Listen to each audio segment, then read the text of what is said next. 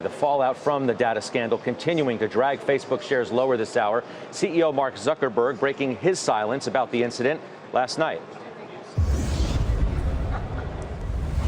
This was a major breach of trust, and I'm really sorry that this happened. We have a basic responsibility to protect people's data, and if we can't do that, then we don't deserve to have the opportunity to serve people. Our next guest co-founded the company that would go on to become Facebook, while a Harvard classmate of Mark Zuckerberg. Divya Narendra is now the CEO of SumZero, joins us live here at Post 9. It's a CNBC exclusive interview. It's good to see you again. Great to see you. So you heard the apology. Yep. What'd you make of it? I thought he did a good job of being pretty direct about answering, all the questions. He, this is obviously a very complicated issue, and I think it's worth people taking a step back to appreciate sort of the scale of the problem.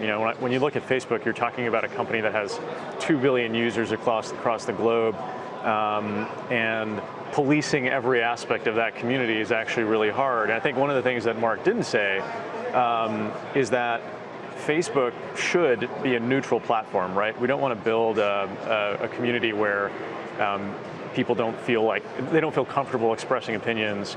But I think what their responsibility is and should be is to kind of maintain some standards for veracity throughout the platform. That's both in terms of its advertiser base, but also, also the community itself. And that's really hard to do.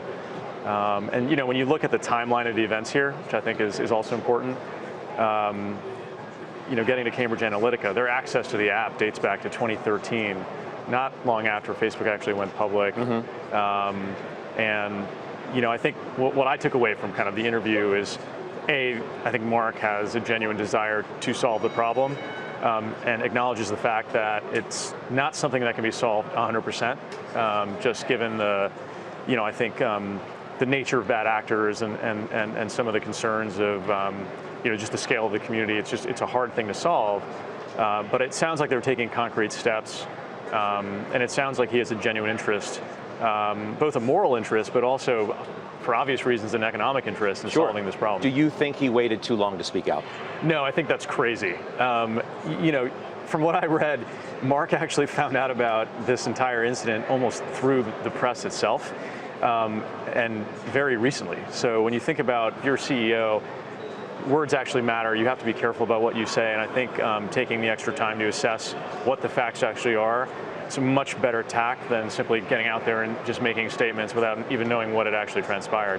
And I think the other thing that he said, and this is obviously something that will be followed up on, is that they still don't know exactly what happened. There's a lot of, I think, uncertainty as to, what did Cambridge Analytica really do with this data? Was it effective at all in terms of, controlling the emotions of some of Facebook users in a way that may have swayed their votes? I mean, there's a long chain of logic from, accessing this data to swaying an election, and you have to kind of buy into all of that very long chain to come to the conclusion that Facebook is somehow responsible for the deeds of a consulting firm. But you don't think they were asleep at the switch, that they waited too long? I think they may have been, but to assess what had happened, or even to check up on this data to make sure that in fact it was destroyed? Well, from what I understand, they had an agreement with the academic himself, Alexander Kogan, to make sure that the data wasn't used for commercial purposes, and it was. Now, if it turns out that in actuality, they did give permission to Kogan to go and use that data for commercial purposes, or just sell it to a consulting firm, it's a very different story, and I think that's a pretty serious offense. But just kind of taking it on its face, it sounds like they were duped more than anything. And I can see how in 2013 that could have happened, just given all their other priorities. And we also kind of look at this situation, nobody was even talking about, like privacy and data protection and all these issues until after the election, until after Trump got elected. So, I could easily see a scenario where to them it wasn't as big a priority then as it is now. But hopefully they'll kind of take tangible steps to solve the problem. What do you think Sheryl Sandberg needs to say today when she sits down exclusively on CNBC?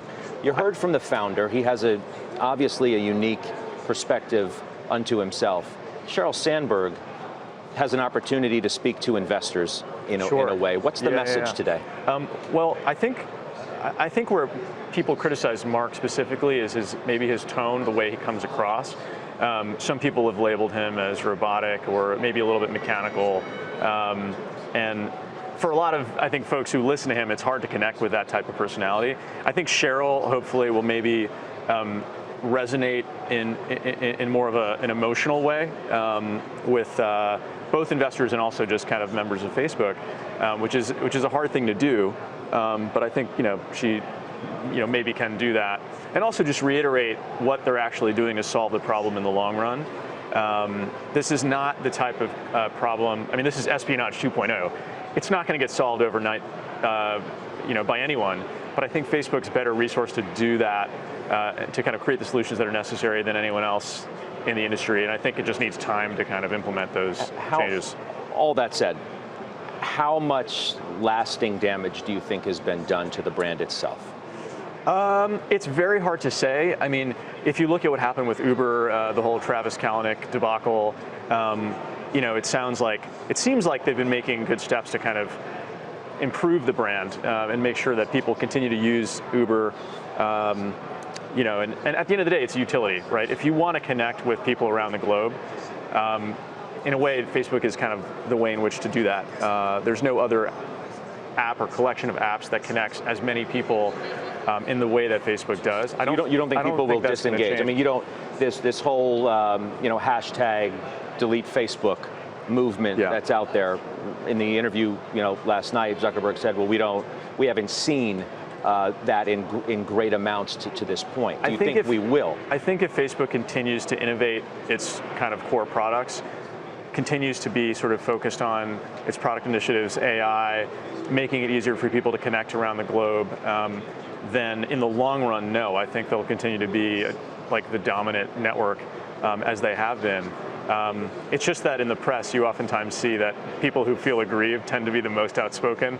I do think it'll pass, but it's just one of these things where, it turns into a firestorm very quickly, and that's just kind of the nature of media. I mean, one article leads to another, and before you know it, you have people sounding alarms in a very short amount of time before the companies even had time to process what they need to do to kind of keep the business moving forward.